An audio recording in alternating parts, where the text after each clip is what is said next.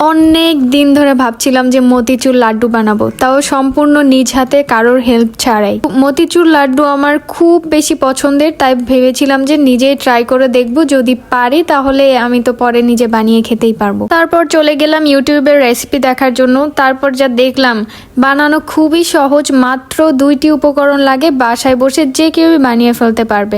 Main যে 2টি উপকরণ লাগে তা হচ্ছে ছোলার ডাল আর চিনি।